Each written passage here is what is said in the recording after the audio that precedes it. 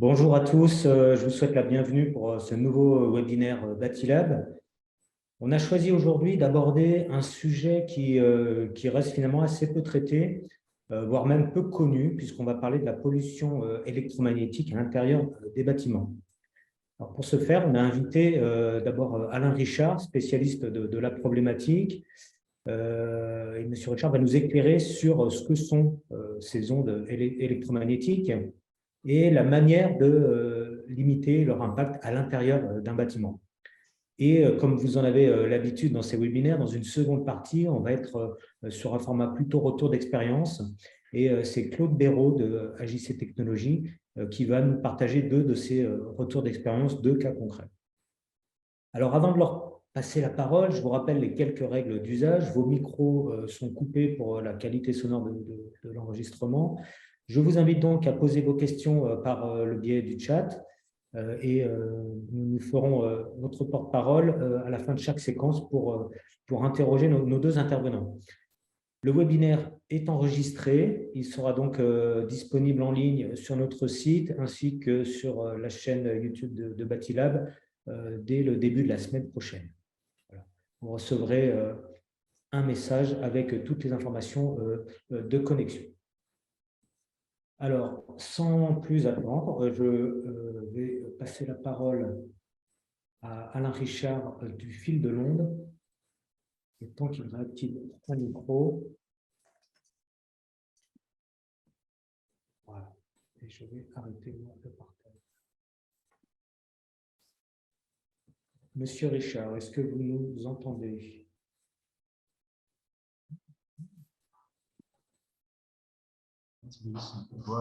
Voilà, ça fonctionne. Bonjour, à vous la parole. Bonjour tout le monde, et puis un grand merci à Batilab pour la mise en place de webinaires sur cette thématique de la pollution électromagnétique. Donc, pendant 25 minutes, je vais vous présenter un petit peu ce qu'est cette pollution électromagnétique et, voilà, et la manière, on va dire, de limiter la pollution électromagnétique dans certains endroits de la maison. Donc là, j'ai préparé un petit voilà, un petit PowerPoint, un petit diaporama concernant ça. Donc, voilà, je le mets en place et excusez-moi.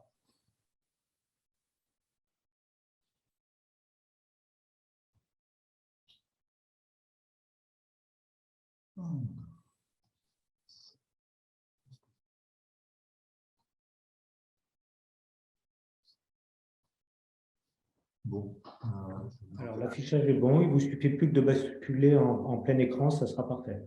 C'est ce que je suis en train de faire. Et bascule en plein écran.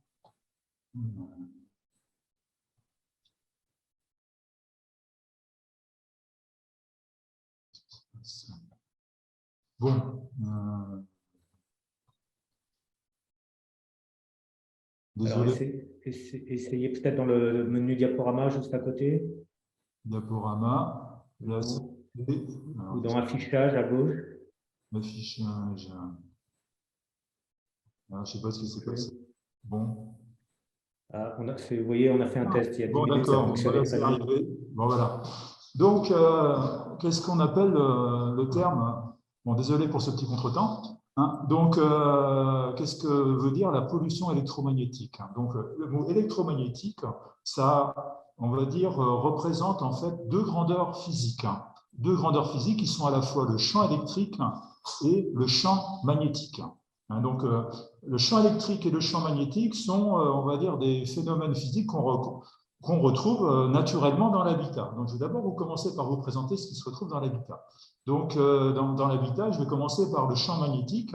Donc, on le retrouve à travers notamment les aimants, les barreaux aimantés. Donc, la particularité de deux barreaux aimantés, donc ils ont un pôle nord et un pôle sud, et suivant la position relative de l'un par rapport à l'autre, soit on a un phénomène de répulsion ou un phénomène d'attraction.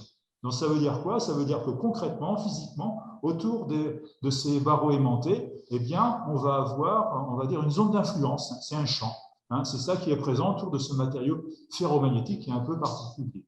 Donc, ce champ magnétique existe naturellement je dirais, au niveau de la Terre, c'est le champ magnétique terrestre, hein, c'est ce qui nous fait, c'est ce qui fait dévier l'aiguille de la boussole, hein, qui indique le nord, hein, donc, parce qu'il s'avère que le champ magnétique terrestre est très proche du champ, je dirais, du pôle nord géographique, quoi, hein. Donc, voilà, ça existe naturellement, ce champ magnétique. Et puis, on a pu créer aussi du champ magnétique avec, dans les années 1800, enfin, eh bien, c'est en faisant circuler un petit courant dans une bobine. On a réussi à faire dévier une aiguille, un barreau aimanté. Donc, on a créé ce qu'on appelle un champ magnétique. Alain, je vous interromps une seconde. Je vais partager le support depuis mon ordinateur pour pouvoir mettre l'affichage en plein écran, ce qui sera plus confortable pour tout le monde. Et je vous propose de me faire signe quand il s'agira de passer d'une page à l'autre. OK? OK, d'accord.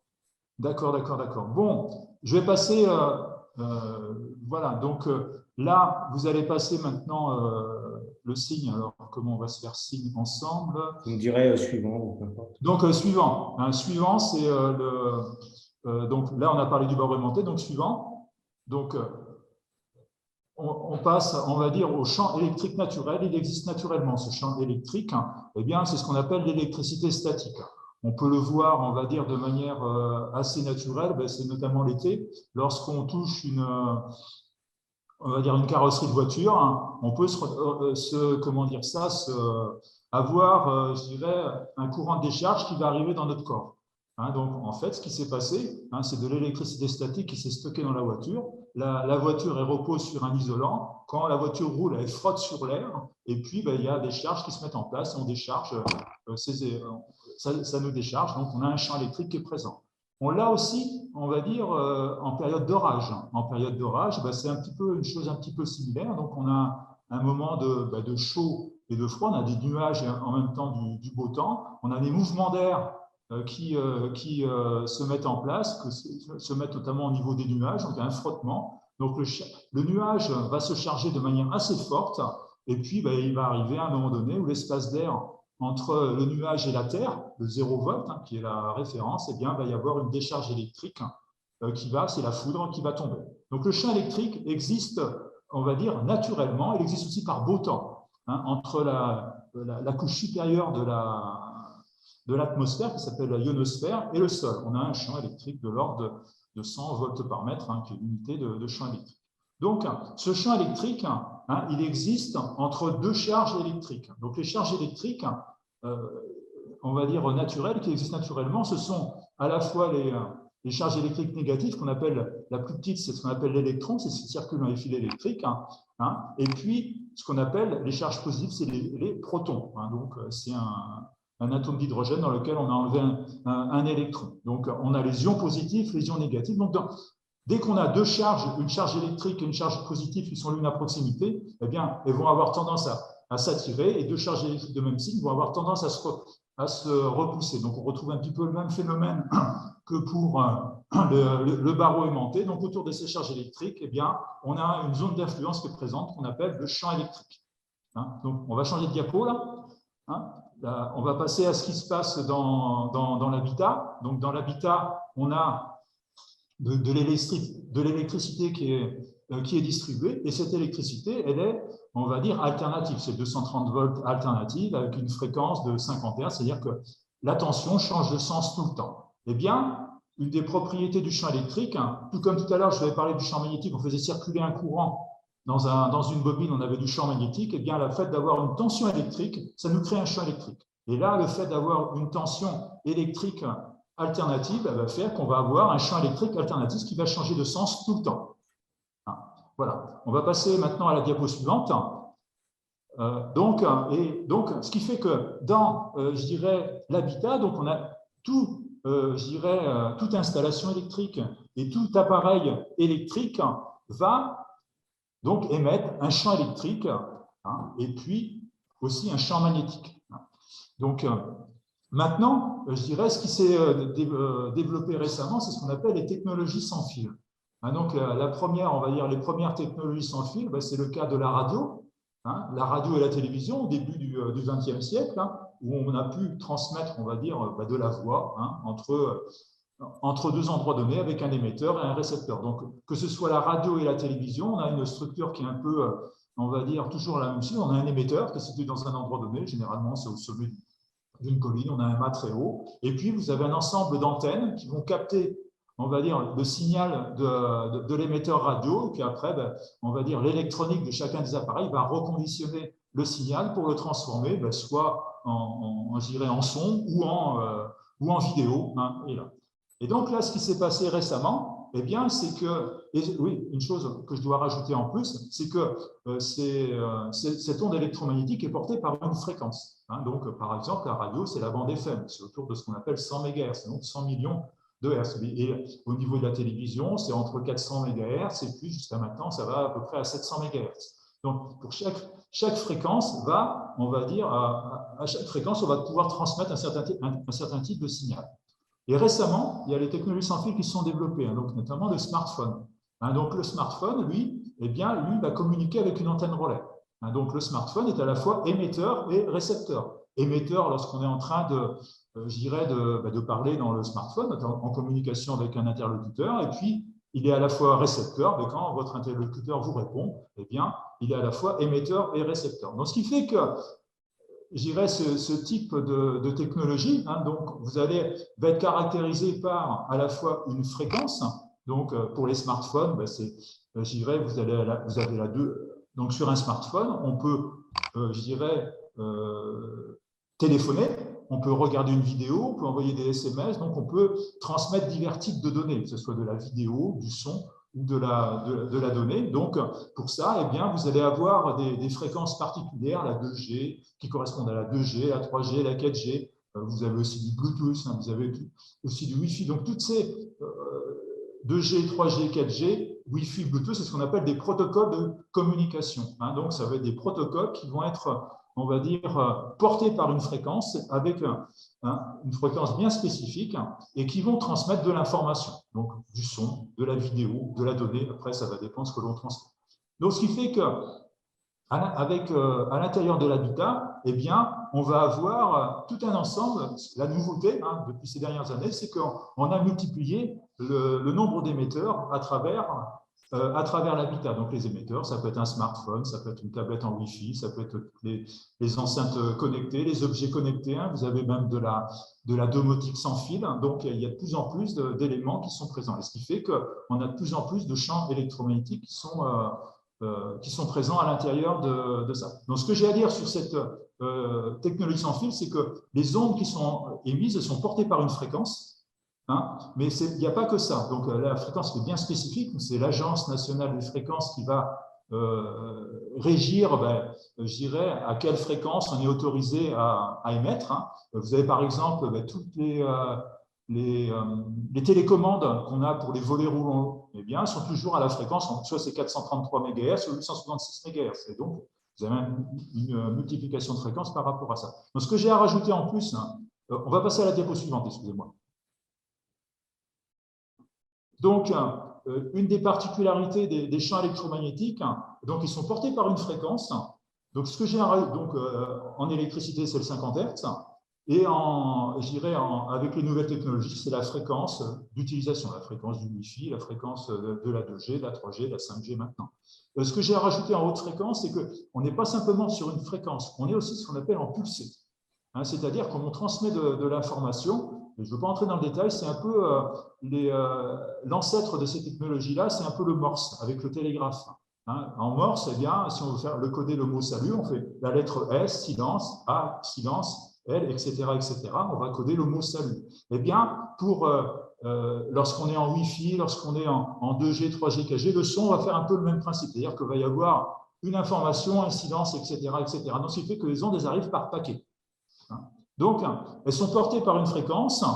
Hein, ça, c'est la propriété générale des champs électromagnétiques. Et puis, en plus, il y a aussi un phénomène qui est important, c'est que, je dirais, quand on est proche de l'émetteur, c'est fort, quand on s'éloigne, ça diminue. Hein, donc, en fonction de la distance par rapport à l'émetteur, eh bien, ça va diminuer. Et puis, après, ça va dépendre de la nature des matériaux de construction. Il va y avoir des matériaux qui vont laisser passer les ondes, qui vont les attirer. Hein, et puis, voilà, ça donne des choses variables. On va passer à la diapo suivante maintenant, hein, pour entrer dans le détail. Donc, les champs électromagnétiques, ensuite, ils ont des particularités. C'est-à-dire que suivant la fréquence, si on est en haute fréquence ou en basse fréquence, eh bien, on va avoir des comportements différents. C'est-à-dire que concernant l'électricité, on a le champ électrique, lui, il veut aller à la Terre. Donc, il va dépendre de la nature des matériaux. C'est-à-dire que vous allez avoir des matériaux, on va dire, qui vont être plus conducteurs. Donc, généralement, c'est des matériaux minéraux. Les matériaux minéraux, c'est la pierre, c'est le béton, c'est la brique, voilà, qui vont, on va dire, attirer un peu le champ électrique. Et des matériaux qui vont être isolants, eh bien, qui vont être un peu moins conducteurs, c'est le bois. Des fois, on a du plastique, le placo, des choses comme ça, qui vont laisser un peu moins passer le champ électrique. Et lui, le champ électrique, lui, va trouver le chemin le plus court pour aller à la Terre. Et donc, le champ électrique, c'est sa propriété, il veut aller à la Terre. Donc, en fonction des matériaux, ça va être plus ou moins facile. Et puis, le champ magnétique, lui, par contre, c'est totalement différent. Lui, il traverse tous les matériaux. Je dirais, il y a très peu de matériaux qui l'empêchent de passer.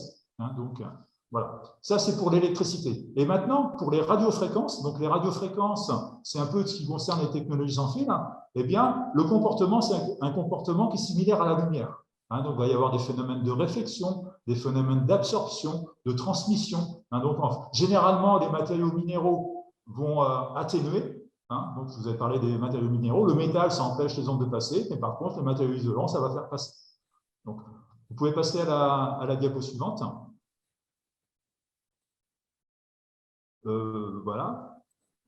Donc là, je dirais, donc, ces champs électromagnétiques vont arriver sur le corps humain. C'est-à-dire que, je dirais, on va revenir aux sources, aux émetteurs. Donc, les émetteurs, ça peut être un appareil électrique, ça peut être des fils électriques, ça peut être une box en Wi-Fi. Enfin bon, vous avez plusieurs appareils qui émettent. Donc, ça diffuse, je dirais, à l'intérieur de l'habitat, et puis après, ça va arriver sur le corps humain.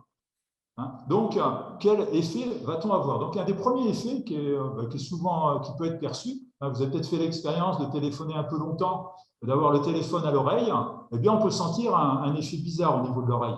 On peut, des fois, aller jusqu'à l'échauffement. On a ce qu'on appelle un effet thermique qui peut être présent. Par exemple, lorsqu'on téléphone en 3G, on est autour de la fréquence de travail, c'est autour de 2 GHz, 2 milliards de Hertz.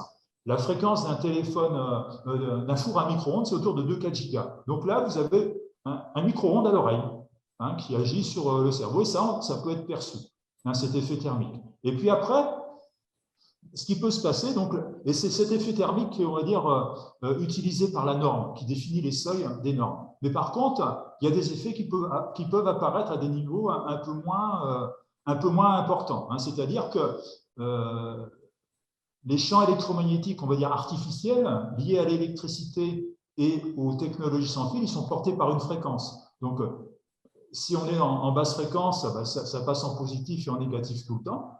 Et puis, en haute fréquence, on est en pulsé, c'est envoyé plus ou moins par paquet. Eh bien, je dirais, à l'intérieur de notre corps, eh bien, on a tout un ensemble de réactions physico-chimiques qui arrivent à travers nous. C'est-à-dire qu'on a des électrons. Les électrons, eh bien, par exemple, vous avez l'exemple de l'électrocardiogramme. C'est un signal électrique qui arrive, donc c'est un mouvement d'électrons qui est présent. Vous avez des ions positifs, des ions négatifs qui circulent à travers notre corps. Eh bien, et notamment, vous avez aussi ce qu'on appelle des cristaux de magnétite. Donc, qu'est-ce que c'est que ces cristaux de magnétite? Ça a été mis en place par le professeur Rocard, le père du politicien Michel Rocard. Donc, son passe-temps, c'était on va dire, il a travaillé beaucoup sur la bombe nucléaire, et puis à son passe-temps, il s'est intéressé aux sourciers, puis aussi aux pigeons voyageurs. Qu'est-ce qui fait qu'un pigeon voyageur peut aller d'un point à un autre sans se tromper? Et donc, il a découvert qu'il y avait des cristaux de magnétite qui étaient dans son cerveau, du pigeon voyageur, mais aussi dans notre corps. Au niveau des articulations, au niveau de la thyroïde, il y a plusieurs endroits, on a ces petits aimants. Donc, ces petits aimants, eh bien, avec son pôle nord, son pôle sud, si vous avez, on a, à titre d'exemple, donc je vous ai parlé tout à l'heure en introduction des barreaux aimantés, on va dire, qui étaient plus ou moins attirés, donc suivant la polarité, eh bien, on a des petits barreaux aimantés qui sont à l'intérieur de nous. Et à côté, on met un champ alternatif, un champ magnétique alternatif, avec son pôle nord, son pôle sud. Donc, si on a le pôle nord du champ extérieur, le pôle positif du champ magnétique qui est présent, eh bien, il va attirer le pôle sud du cristaux de magnétite, et ce qui fait qu'on va avoir une sorte d'agitation. hein, qui va être présent dans notre corps. Hein. Donc, ce qui fait que ça va perturber, je dirais, notre corps. Et donc, ça, c'est vrai pour les cristaux magnétiques. Donc, on peut avoir des sensations de douleur qui peuvent apparaître. Et puis, c'est la même chose qui va se passer pour d'autres phénomènes qui sont à l'intérieur de nous. Hein. Donc, je parle notamment de l'ADN. Donc, l'ADN, qu'est-ce que c'est? L'ADN, c'est la carte d'identité de chacune de nos cellules. Il faut savoir que nos cellules se renouvellent régulièrement. D'ailleurs, par exemple, toutes les cellules de l'estomac se renouvellent tous les 4 jours. Hein. Donc, il faut s'assurer que la nouvelle cellule correspond à la cellule qui va disparaître. Hein. Et donc, c'est l'ADN qui, on va dire, qui identifie ça. Et donc, cette cellule est, on va dire, tenue par, donc l'ADN, c'est 2 hélices qui sont imbriquées l'une dans l'autre, c'est tenu par un pont de protons, un pont d'ion positif. Eh bien, bon, je ne vais pas trop entrer dans le détail, mais ce qui se passe, c'est qu'il peut y avoir un impact des ondes sur cet ADN, hein, et puis, je dirais, un développement, on va dire, inconsidéré de cellules, eh bien, va mener à ce qu'on appelle, le cancer. Donc, il y a des risques par rapport à ça. Donc, ce que je veux dire par là, c'est qu'il y a plein de réactions physico-chimiques qui peuvent être perturbées par ces ondes qui arrivent à des niveaux plus ou moins forts. Et puis, ça va, je dirais, occasionner des manifestations qui peuvent être, ça peut être des difficultés pour dormir, ça peut être des maux de tête, ça peut être des sensations d'acouphènes, ça peut être des douleurs physiques. Il y a plein de phénomènes différents qui fait qu'une intolérance aux ondes, si le niveau est trop important, peut apparaître. Et donc, il n'y a pas de manifestation typique de cette intolérance aux ondes. Ce n'est pas comme la varicelle, des petits points espacés d'1 centimètre. Tiens, je suis devenu intolérant aux ondes. On peut passer à la diapo suivante, s'il vous plaît. Donc voilà, là est répertorié, vous allez avoir le PDF, tout un ensemble de phénomènes qui peuvent apparaître. On va continuer la diapo suivante. Donc d'un point de vue officiel, l'OMS, elle a reconnu que les ondes électromagnétiques étaient possiblement cancérigènes. Hein, donc par rapport, en haute fréquence, par rapport à un risque de gliome, hein, qui est un petit type de cancer malin. Et puis par rapport à la basse fréquence, c'est le champ magnétique. Hein, donc, c'est par rapport à un doublement du risque de leucémie chez l'enfant. La leucémie, c'est une forme de cancer du sang. Donc, voilà ce que je peux dire d'un point de vue officiel, ce qui est dit par rapport à ça. Et puis, par ailleurs, donc, il y a la résolution du Parlement 1815 du Parlement européen qui instaure, on va dire, un principe de précaution. Et je suis plus dans ce phénomène-là, la mise en place d'un principe de précaution. Donc, on peut passer à la diapo suivante. Voilà. Donc, ce qui fait que quel est le principe de cette protection-là? C'est-à-dire qu'on a la propriété, hein, je vous ai dit tout à l'heure, que la propriété des champs électromagnétiques, c'est quand on est proche de l'émetteur, eh bien, c'est fort, quand on s'éloigne, ça diminue. Eh bien, on va s'arranger pour que ces champs électromagnétiques soient les plus réduits dans les zones où on reste longtemps. Hein, parce que c'est un phénomène de durée qui peut provoquer une gêne, une intolérance, hein, je dirais, aux ondes. Donc, ce qui fait que la mettre en place dans l'habitat, eh bien, donc, ça va être le lit au niveau de la chambre, les salons, les canapés, les fauteuils, la table de repas, un espace ordinateur, tout espace stationnaire spécifique. Mais bon, on va dire, là, ces exemples, j'ai mis vraiment dans une habitation, mais dans un lieu professionnel, eh bien, c'est pareil, on peut définir voilà, des espaces bureaux, certaines salles de réunion. Enfin, voilà, j'ai eu l'exemple d'une étude par rapport à un bâtiment administratif, et la personne qui est, notamment il y avait l'implantation de la Wi-Fi, donc le répétiteur était assez proche du service comptabilité. Donc le service comptabilité n'avait pas à être impacté par ce répétiteur, donc on l'a changé de place pour le mettre ailleurs. Enfin, on peut créer des endroits, enfin on peut s'arranger pour que certains endroits soient le moins émissifs possible. Donc on met en place des zones tranquilles. Et puis après, on peut limiter les champs liés à l'électricité. Et donc, on va limiter ensuite les champs liés à l'électricité et aux technologies civiles à l'intérieur de ces espaces que l'on a définis. On peut passer à la diapo suivante, s'il vous plaît. Donc, le principe de la protection, ça va être le suivant. Donc, d'abord, il va falloir repérer la source. Donc, on va faire un éloignement de la source. Donc, on éloigne la source. Oui, on va éloigner la source par rapport à la zone à protéger, ça c'est la première chose. Après, ça c'est une manière de faire, hein. on va se mettre à une certaine distance. Donc, il y a plusieurs stratégies qui sont mises en place. Donc, après, ça va dépendre du type de source. Je songe un exemple qui me vient à l'esprit. Je dirais, ça peut être, je dirais, il y a notamment les onduleurs photovoltaïques sont assez émetteurs, quoi. Donc, le fait de bien choisir, s'arranger pour être à une certaine distance de cet onduleur, ça peut devenir important. Ce que j'ai oublié au niveau du champ magnétique, là j'en profite par rapport à cet onduleur, c'est-à-dire que parmi les sources de champ magnétique, dont je vais parler le fait de faire circuler un courant, eh bien, dans un fil, ça fait ça, donc ce qui fait que ça va occasionner du champ magnétique. Donc, toutes les lignes de distribution d'électricité les lignes de tension notamment, vont être impactantes, mais il y a aussi tous les appareils qui ont des bobinages. Donc, du champ magnétique utilisé dans les moteurs électriques. Donc, ça peut être les moteurs électriques, je songe à la VMC, ça peut être les transformateurs, les transformateurs de puissance, par exemple. Ça peut être, je dirais, les onduleurs qui sont présents, qui sont source de champ magnétique. Donc, éloignement par rapport à la source, c'est la stratégie notamment pour le champ magnétique qui est utilisée. Après, il y a une autre façon de faire, c'est que on va supprimer la source, et puis on met en place une alternative non émettrice. Donc, si vous ne voulez plus avoir de champ électromagnétique chez vous, vous coupez le courant. Il n'y a pas de problème. Vous enlevez toutes les sources intérieures. Après, ce n'est pas toujours viable. Mais bon, ce que je veux dire par là, c'est-à-dire que suppression de la source, je songe par exemple, c'est assez flagrant, c'est par rapport aux technologies sans fil, c'est remplacer, je dirais, une liaison à Wi-Fi, quand c'est possible, par une liaison filaire, par prise Ethernet, prise RJ45. C'est un exemple.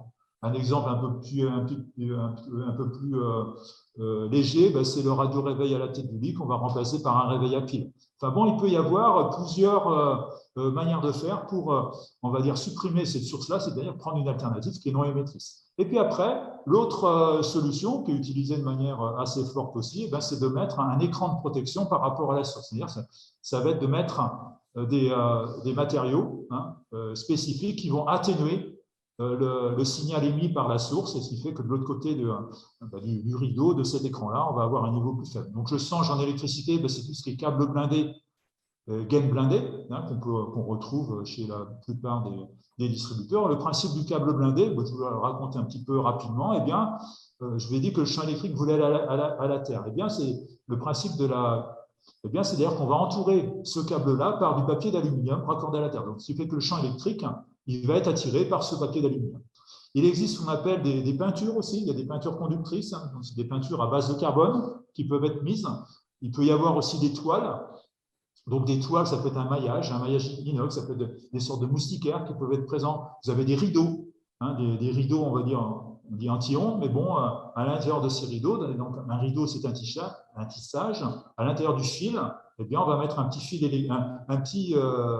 en métal, et donc, ce qui fait que, eh bien, si on fait une trame, lorsqu'on va faire le tissage, ça revient à avoir une sorte de grillage qui est mis en place. Donc, vous avez plusieurs types d'écrans de protection. Je n'entre pas dans le détail. Je dirais c'est des écrans de protection entre la source émettrice et puis la zone à protéger. On va passer à l'étape suivante. Donc, ce qui fait que la méthodologie de protection, donc j'ai défini deux méthodologies de protection. Donc, il y a la méthodologie en rénovation. Donc, lorsqu'on est en rénovation, ou lorsque des fois j'ai l'occasion de faire des diagnostics de pollution électromagnétique, eh bien, avant de commencer à mettre en place une solution, il faut savoir ce qu'il y a. Donc, ça va être des mesures sur le terrain, des mesures dans la maison, dans l'appartement, sur le lieu, pour repérer les sources qui vont impacter les zones tranquilles. Donc, on va faire la liste des sources qui sont présentes, et puis après, une fois qu'on a la liste des sources, eh bien, on va utiliser les stratégies que j'ai dit sur la diapo précédente. Soit on éloigne la source, soit on la supprime, on la remplace par un système non émetteur, soit on va mettre un écran. Et puis après, je dirais, une fois qu'on a, donc c'est l'étude pour limiter la pollution électromagnétique, puis après, il y a la mise en place de la solution qui va être là, puisqu'on a bien repéré les sources qui sont là. Voilà. On peut prendre la diapo suivante. Donc, dans le 9, on va retrouver un petit peu la même chose, mais là, c'est par rapport à, je dirais, des sources qui sont extérieures. Donc, c'est par rapport notamment aux antennes relais. hein. Et puis, il y a aussi des lignes de tension, mais il y a aussi des câbles souterrains, hein. Donc, en fonction de ça, eh bien, en fonction de ces antennes relais, ça veut dire qu'on va mettre en place une protection. Donc, une fois qu'on a repéré les niveaux, eh bien, en fonction de l'habitat, en fonction des matériaux, eh bien, on va peut-être être amené à faire quelque chose au niveau des fenêtres, à faire quelque chose au niveau de la toiture, hein. Donc, et puis après, on fait notre étude par rapport à ça. Voilà. Et puis ensuite, par rapport au neuf, eh bien, c'est pareil. Je dirais, là, je parle des mesures par rapport à ce qu'il y a à l'extérieur, puis après, il y a ce qui se passe à l'intérieur. C'est-à-dire qu'on va s'arranger pour que certains onduleurs, il y a, certains, s'il y a des transformateurs, des machines, des moteurs particuliers, on va s'arranger pour les disposer à l'intérieur du lieu en construction, de manière à ce qu'il n'ait pas d'impact sur les zones tranquilles que l'on a définies. Voilà. J'ai quelque chose à dire en plus, donc après on fait la réalisation. Il y a aussi des remarques que j'ai entendues souvent à ce niveau-là, c'est-à-dire que par rapport à l'utilité de mettre en place une protection. De toute façon, j'ai souvent entendu la réflexion, que ce soit sur des salons ou en discutant avec les gens. De toute façon, il y a la réflexion suivante qui est, de toute façon, moi si je me protège de ça, il y a les autres qui émettent et donc ça ne sert à rien. Non. Je vous ai dit que là, c'est une remarque qui, j'estime, ne tient pas la route, excusez-moi de la violence du propos. C'est-à-dire que je vous ai dit que l'émission dépendait de la distance par rapport à la source. Ça veut dire quoi? Ça veut dire qu'en première approximation, la pollution qu'on a dans un endroit donné vient d'abord des appareils les plus proches, de ce que l'on a chez soi. Le fait, par exemple, de voir plein de réseaux Wi-Fi sur son smartphone avec la box du voisin, etc., eh bien, concrètement, ce qui se passe sur la box du voisin, ça se passe chez le voisin. Donc, le signal qui arrive va dépendre de la distance entre la box du voisin et le lieu où vous êtes. Et puis, en plus, le signal, il doit traverser les murs. Donc, il est fortement atténué. Donc, d'une manière générale, je dirais, le fait de mettre en place une protection chez soi, ça a vraiment un impact important sur la qualité de vie que l'on a à l'intérieur de son lieu. On va passer à la diapo suivante. Donc, il y a des dispositifs particuliers qui existent, on va dire, d'un point de vue un peu normatif, notamment, ça fait songer à la certification HQE bâtiment durable, où l'aspect pollution électromagnétique fait partie des choses à étudier. Et puis, il y a, j'ai découvert avec Monsieur Baucher, là, de Batilab, donc il y a une grille d'évaluation bâtiment durable en Bretagne, dans lequel, et je dirais, il y a le critère, donc dans l'aspect qualité de vie de l'habitat, donc le critère pollution électromagnétique est pris en compte dans ça. Et puis, je dirais, à l'extérieur, je dirais, il y a notamment ce qu'on appelle en Allemagne la baubiologie, c'est la biologie de l'habitat, c'est-à-dire c'est un ensemble de recommandations par rapport à la biologie de l'habitat. Il y a 25 critères. Donc des critères qui sont au niveau ça peut être la qualité de l'air, l'isolation, les formaldéhydes, enfin bon, il y a tout un ensemble de choses, dont les pollutions électromagnétiques, et donc ils ont des seuils par rapport à ça, dans lequel l'impact sur le corps est le plus faible possible. Voilà. Donc, je vais en rester là pour l'instant. Oui, voilà. J'attends vos questions. Enfin, voilà. Merci beaucoup, Alain. Alors, Clémence, qui a dû suivre les échanges sur le chat, est-ce que nous avons des questions? Oui, il y a une remarque qui dit qu'on parle des fréquences d'ondes en faisant le parallèle entre un smartphone et un micro-ondes, mais on ne parle jamais des puissances qui sont en jeu. J'ai comme l'impression qu'on oublie une donnée importante de l'équation. Ah oui, je suis d'accord là-dessus. Sur le fait que, bien sûr, c'est pour ça qu'il y a des seuils qui existent, à partir duquel, eh bien, on va dire, voilà, on va mettre un écran de protection. Enfin, il y a des seuils vraiment spécifiques en fonction des champs électromagnétiques liés aux technologies sans fil, liés à l'électricité. Il y a des niveaux qui sont importants. Et donc, ce que je tiens quand même à vous faire part, lorsqu'on utilise son smartphone, votre smartphone qui communique avec une antenne relais, je dirais le niveau, je dirais, qu'est-ce qui émet le plus entre l'antenne relais et le smartphone? C'est le smartphone qui est en communication, qui est juste à côté de vous. Voilà ce que je voulais dire. Je ne sais pas si j'ai répondu totalement à la question. Voilà ce que ça m'inspire, cette question-là. Ok, merci. Donc, il y a une autre question sur la réglementation. Il n'existe aucune règle de normative ou label, certification qui régisse une certaine sécurité en France. Disons, je dirais d'un point de vue norme, je dirais, il y a une norme qui existe, il y a des niveaux qui existent au niveau des champs électriques basse fréquence, haute fréquence, mais c'est un niveau tellement faible qu'il n'y a jamais de problème. Concrètement, je dirais d'une manière un peu plus concrète, c'est-à-dire que moi je travaille avec les niveaux liés à la biologie de l'habitat, eh bien en champ électrique basse fréquence, lié à l'électricité, c'est 5 volts par mètre. La norme, c'est 5000 volts. Si on est en haute fréquence, donc lié aux nouvelles technologies, les normes en fonction des fréquences oscillent entre 28 volts par mètre et 60 volts par mètre. Moi, je travaille avec la biologie de l'habitat, c'est autour de 0,2 volts par mètre, entre 0,2 et 0,3 volts par mètre. Voilà. Et donc, on est sur de la recommandation. Mais d'un point de vue norme, il n'y a jamais de problème. Je dirais, tout est aux normes, si je peux dire ça comme ça. Il y a quand même des choses qui sont quand même assez étranges. C'est-à-dire qu'il y a ce qu'on appelle donc je passe à un autre domaine, ce qu'on appelle la compatibilité électromagnétique. La compatibilité électromagnétique, c'est le fait de faire que deux appareils électriques peuvent fonctionner l'un à côté de l'autre sans se perturber. Concrètement, si vous essayez d'écouter la radio près d'une télévision, ça parasite plus ou moins. Eh bien, les seuils en compatibilité électromagnétique, c'est plus 60 volts par mètre. En champ électrique, on va dire émis haute fréquence, c'est 3 volts par mètre. Les seuils liés au fait que deux appareils puissent fonctionner l'un à côté de l'autre sont beaucoup plus faibles que les seuils liés je dirais, à l'habitat.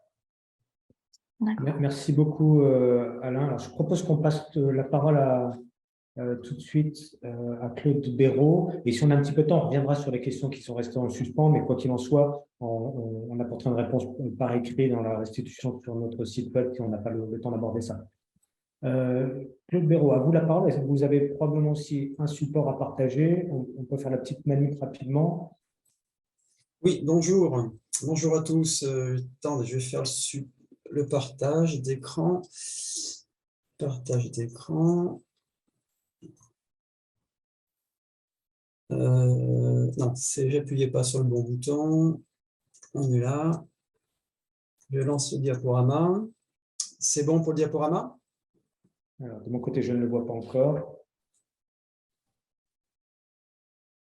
Vous l'avez pas? Non. Ah oui, mais je n'ai pas appuyé sur la touche partage. Attendez, ça arrive. Voilà, parfait. Voilà. Alors, sinon, vous pouvez le mettre en plein écran, comme on a fait tout à l'heure, ce serait parfait. Ouais.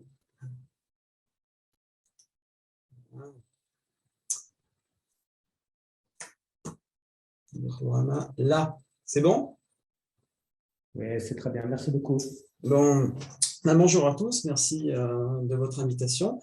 Donc moi, je m'appelle Claude Béraud, je suis donc gérant de la société AJC Technologies. Je suis donc artisan électricien et je me suis spécialisé en 2018 dans l'électricité biocompatible. Et là, assez rapidement, je vais vous présenter sur 2 exemples concrets des travaux que j'ai pu faire dans l'habitat. Donc là, c'est une rénovation totale d'une cliente qui est électro-hypersensible et qui a habité en ville. Et pour maintenir sa santé, elle n'avait pas trop de choix, il fallait qu'elle trouve une solution. Elle a trouvé une maison isolée à la campagne, dans une zone grise, comme on appelle, où les antennes relais sont assez éloignées, donc avec des niveaux assez faibles et qui étaient supportables pour elle. Et donc, elle s'est lancée dans une rénovation pour cette maison.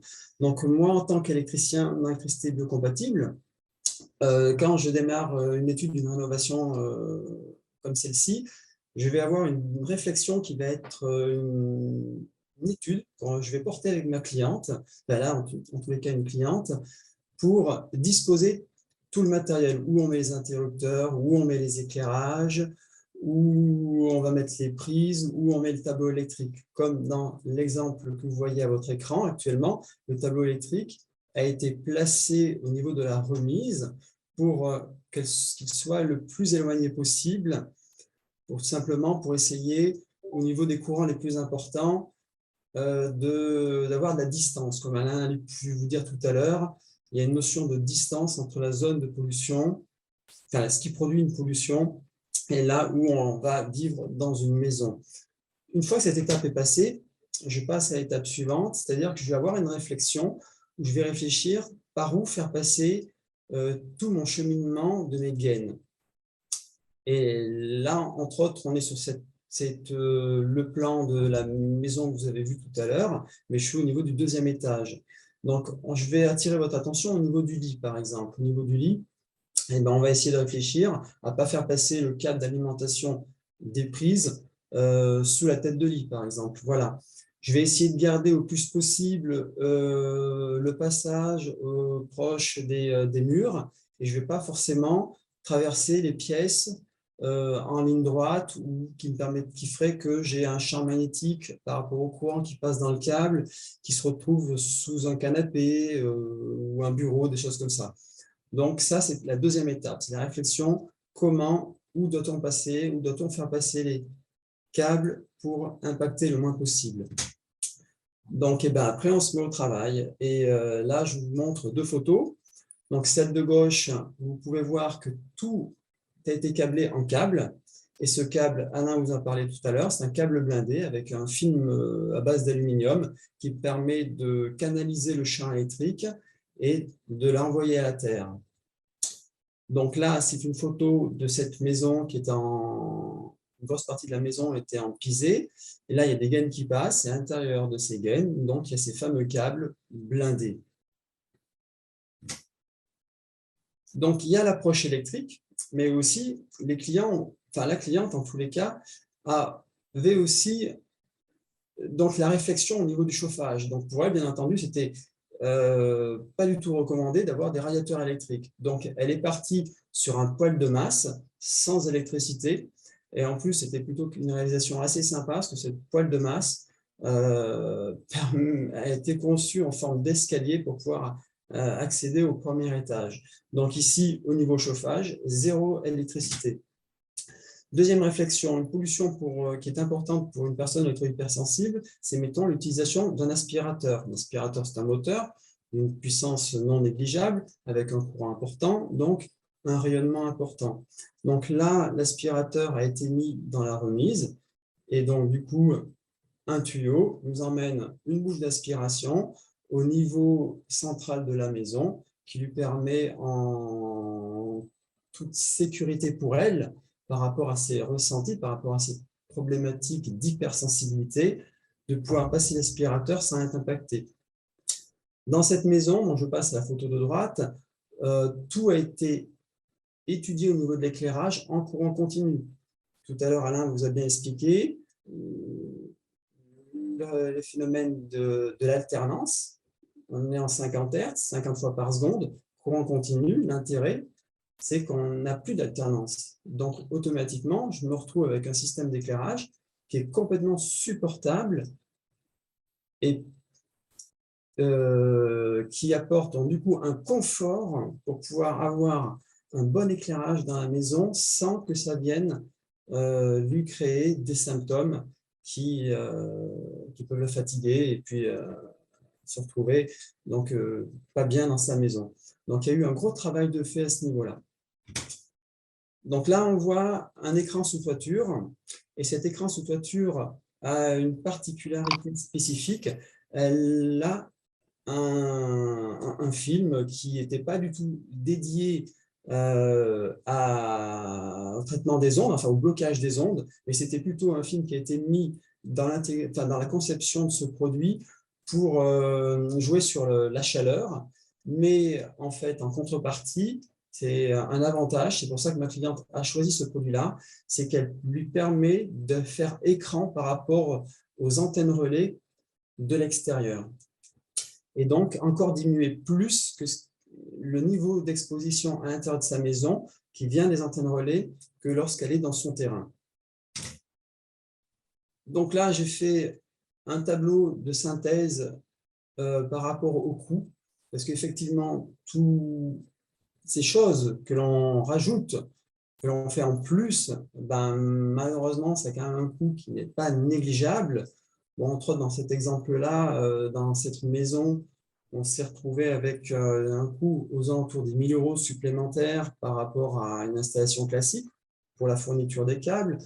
Tout ce qui est boîte d'encastrement, on n'en a pas parlé techniquement, mais c'est des boîtes d'encastrement spécifiques qui ont une peinture faradisée. Faradisée, c'est-à-dire que c'est une peinture conductrice du champ électrique qui permet aussi de bloquer le champ au niveau des boîtes d'encastrement où vient être mis en place les interrupteurs et les prises. Donc, un coût supplémentaire. Et il y a un coût supplémentaire d'études parce que ça demande quand même beaucoup de réflexion.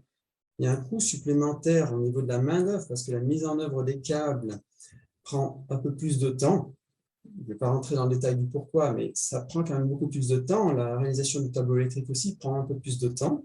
Donc, au total, on se retrouve quand même avec minimum un coût supplémentaire qui va vraiment dans l'ordre de 25%, mais c'est vraiment un minimum. Parce qu'on peut rajouter des filtres pour le Niki, on peut encore rajouter encore plein d'autres choses complémentaires qui permettraient, qui feraient monter encore la note de façon plus élevée. Mais chaque cas est différent et chaque cas est étudié par rapport aux capacités financières des clients. Donc là, on a une photo, donc une vue globale de la maison une fois terminée. On peut voir pas très bien clair sur la photo, mais au fond, à droite, on voit ici 2 petits panneaux photovoltaïques qui permettent en courant continu de recharger les batteries qui fournissent l'énergie pour l'éclairage. Elle a 2 panneaux solaires pour chauffer l'eau chaude. Voilà. Et même un endroit dans la maison, c'est au-dessus de la table de la salle à manger, il y a même un éclairage en fibre optique. Comme ça, 0 électricité au niveau de sa zone de repas. Donc là, cette maison a été vraiment poussée très loin, même avec une domotique fabrication maison, étudiée, réalisée avec des étudiants à Montluçon, à l'IUT.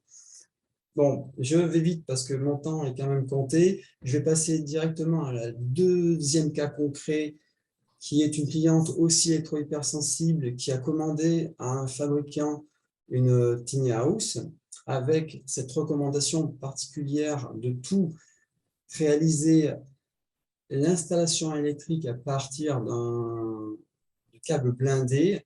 Mais voilà, il y a un diagnostiqueur qui est passé, qui a fait des mesures avec des appareils après les travaux pour vérifier si tout allait bien.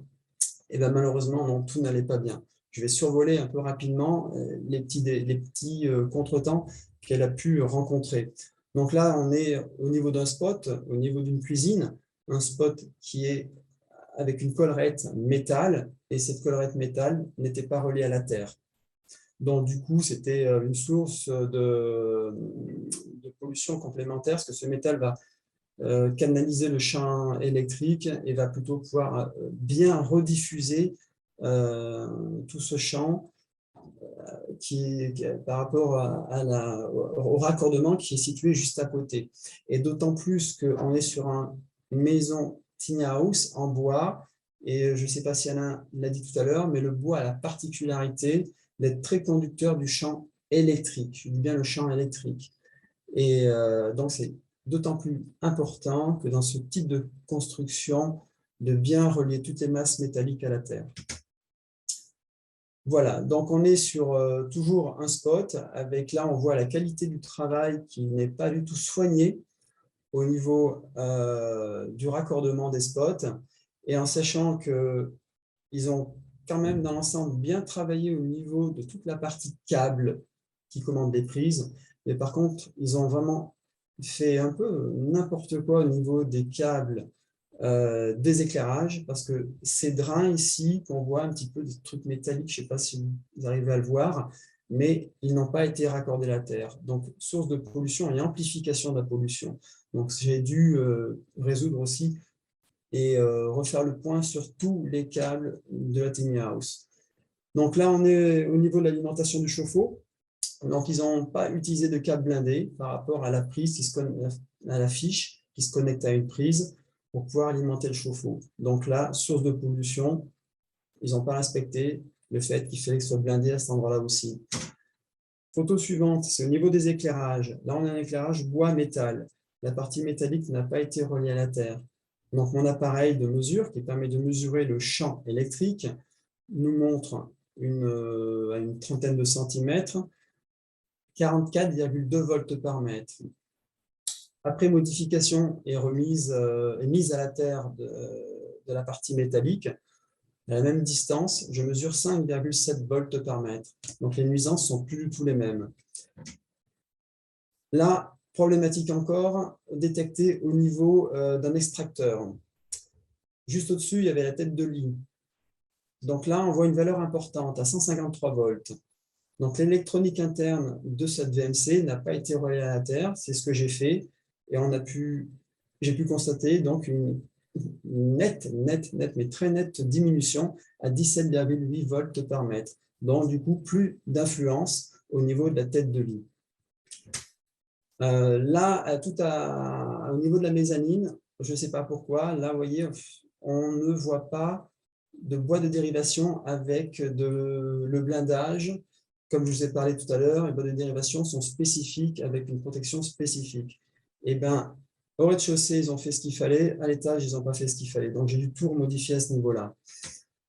Donc, coût pour ma cliente, environ 2 600 €. Heureusement, elle a pu le faire financer par le fournisseur qui a, je pense, suite à mon rapport d'intervention, compris les défauts et leur manque de compétences dans ce domaine-là et ont pris en charge la totalité et l'ont complètement remboursé. Mais ça a été plusieurs jours de travail pour arriver à remédier, à tout identifier.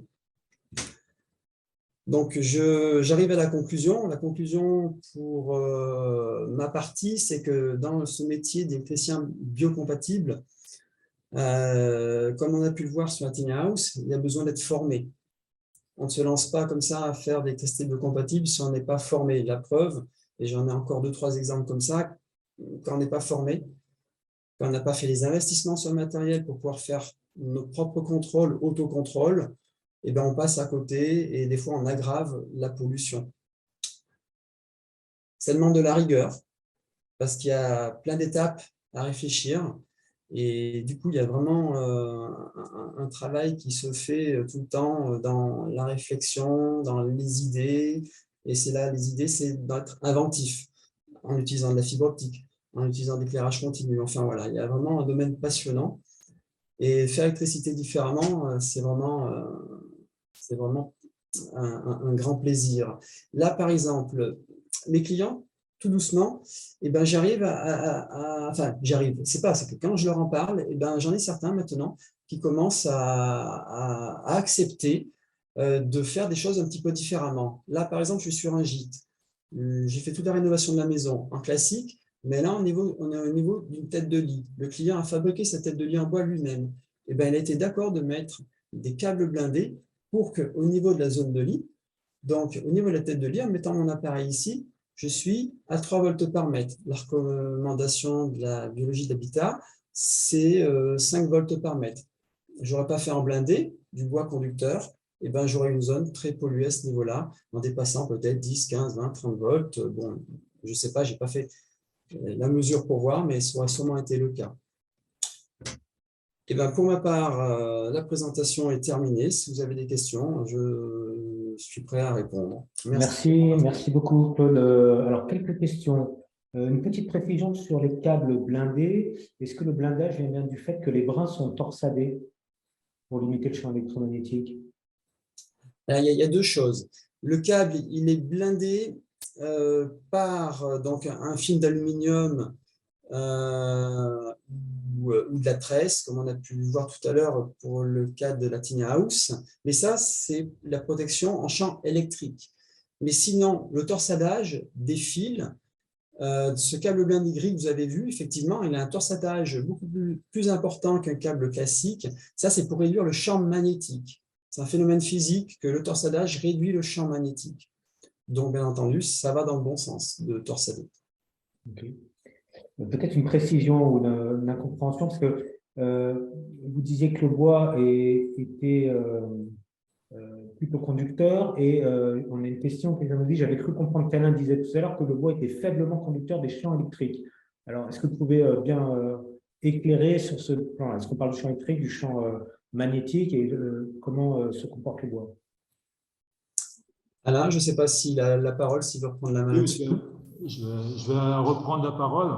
Hein, c'est-à-dire que la propriété du champ électrique, c'est d'aller à la Terre. Hein, donc, concrètement, c'est d'aller au sol. Hein, la Terre, c'est le 0 volt et tout ça. Donc, il y a deux choses. Il faut faire la différence entre conducteur électrique et on va dire conducteur de champ électrique, transmetteur de champ électrique. C'est deux choses différentes. Conducteur électrique, bah, c'est le fait d'avoir un matériau plus ou moins résistant. Donc le conducteur, le bois n'est pas, on va dire, est un isolant, quoi. Enfin, voilà. Et tandis que, par contre, bah, ce bois-là, lui, il va, comment dire, laisser passer le champ électrique parce que, pour la raison suivante, c'est que c'est un isolant. Et je ne sais pas si je suis clair. Est-ce qu'on peut, Alain, résumer ça en disant que le bois est un isolant électrique, mais laisse passer le champ électrique? Exactement, c'est exactement ça. Voilà, vous avez trouvé des mots, c'est bon. Alors peut-être une question pour Claude. On parle d'isolation par du chanvre devant le doublage, où passera des câbles électriques non blindés. Est-ce que il y a un effet avéré du chanvre à ce niveau-là? Je peux. Alors, je pense qu'Alain, il pourra peut-être. Voilà. Il a beaucoup travaillé sur les matériaux, mais je pense qu'il est préférable quand même. Je ne sais pas ce que tu en penses, toi, Alain. Ah ben, j'en pense. Si c'est le chanvre tout seul, le chanvre tout seul dans un cloisonnement, ben le chanvre est, comment dire, c'est un isolant, quoi, donc ça n'apporte rien. Après, ce que j'ai observé, hein, c'était lorsqu'on fait un enduit chaud chanvre sur un mur en pierre, bon, ben là, voilà, on peut tolérer, peut-être pas auprès d'une personne vraiment intolérante aux ondes, mais je dirais les émissions, on va dire, d'un câble encastré dans une isolation chaud-chambre sur un mur en pierre, eh bien, je dirais, les émissions vont être atténuées, quoi. Mais le chanvre tout seul, je dirais, c'est un isolant, c'est comme le bois, ça n'atténue pas le champ électrique. Ok, merci. Alors, allez, une dernière question parce qu'il est 10 heures. Quand on parle de courant continu pour l'éclairage, comme vous le faisiez tout à l'heure dans le cadre du retour d'expérience, est-ce que le transformateur est au tableau? Et si oui, comment on fait pour gérer des longueurs de câbles supérieures à 10 mètres? Disons que là, je suis sur une installation l'exemple que je vous ai montré, c'est une installation en domotique. En domotique, c'est-à-dire qu'il y a un câble et un seul câble qui part du tableau qui va à l'éclairage. Et donc, vu les puissances engendrées par un seul éclairage, on n'est pas sur des courants très importants. Donc, cette notion de plus de 10 mètres, ça ne va pas créer une chute de tension énorme, donc ça ne pose pas de souci. Ce n'est pas comme si on avait un seul départ qui gère toute la maison, où toute la puissance passe par le même câble au départ. Là, ça serait plus problématique. Ça demande de la réflexion dans la conception, effectivement, en courant continu, à cause des chutes de tension qui sont plus importantes qu'un alternatif. Et les puissances sont du coup plus importantes parce que pour le même niveau d'éclairage, en même puissance d'éclairage, on va avoir un courant plus important en 24 volts qu'en 230 volts. Donc, ça ne se fait pas comme ça tout seul, effectivement, ça s'étudie. Merci. Alors, une toute dernière, parce qu'elle a été posée à plusieurs reprises, et puis c'est quand même la question sur le sujet. Le compteur Linky, quel impact en termes de pollution électromagnétique? L'aspect, bon, je me permets de répondre. J'ai parlé de la pollution électromagnétique, c'était lié principalement à l'électricité. En première approximation, c'est lié à l'électricité et aux technologies sans fil. Après, il y a un autre aspect que je n'ai pas abordé, que Claude a parlé, c'est l'aspect, ce qu'on appelle électricité sale. C'est-à-dire l'électricité sale, ben, c'est, on va dire, en fait, la tension électrique qui arrive dans l'habitation n'est pas vraiment très bien, très alternatif. Puis le fait d'avoir des onduleurs, le fait d'avoir des systèmes CPL, hein, c'est-à-dire c'est de l'information qui est transmise par le réseau électrique, fait qu'on a des ondes supplémentaires, hein, donc qui se réduisent par filtrage. Donc l'aspect Linky, donc j'en reviens sur l'aspect Linky, je dirais que se protéger du Linky sans avoir fait le travail d'avoir atténué les champs électromagnétiques, que ce soit haute fréquence ou liés à l'électricité, liés aux technologies sans fil et liés à l'électricité, on va dire, je dirais, c'est pas très effectif, quoi. Hein. C'est-à-dire que le signal Linky, hein. Donc, c'est un signal qui fait plus ou moins, donc, qui est porté par le 220 volts alternatif. Donc, le signal Linky, il a une norme qui s'appelle la norme Sénélec, je ne sais plus combien. Il fait plus ou moins 15 volts. Hein. Il est porté par le 220 volts. Le 220 volts, lui, hein, en fait, dans la réalité, il monte à 300 volts, hein, 220 racine de 2 pour ceux qui s'en souviennent. Et puis, donc, il monte à 300 volts en positif, 300 volts en négatif. Donc, 15 volts par rapport à 300 volts, ça fait 5%. Donc, se protéger, faire attention 5%, ça peut être important, sans avoir fait attention à ce qui se passait sur le 300 volts, ça peut, je dirais, je ne veux pas dire que c'est inopérant, mais c'est opérant simplement sur le 15 volts, mais il y a besoin, c'est un travail complet. Hein. Donc, voilà. D'accord. Traitons d'abord les grosses émissions, ce qui a le plus d'impact, et dans un second temps, pour les personnes particulièrement sensibles, c'est un traitement autour du. C'est là qu'on va rajouter. Merci beaucoup, Alain, Richard et Claude Béraud pour vos éclairages sur la question du sujet d'aujourd'hui, les ondes électromagnétiques dans le bâtiment. Je vous rappelle à tous que ce webinaire a été enregistré. Vous pourrez donc le retrouver sur notre chaîne YouTube et sur le site de Bâtilab. N'hésitez pas à diffuser l'information autour de vous pour les personnes qui seraient susceptibles d'être intéressées. Merci à vous tous pour votre participation, vos questions. Merci à nos intervenants. Et on vous donne rendez-vous au mois d'avril, à la fin du mois d'avril, pour parler isolation paille. Très bonne journée à vous. Au revoir. Merci beaucoup. Au revoir. Merci.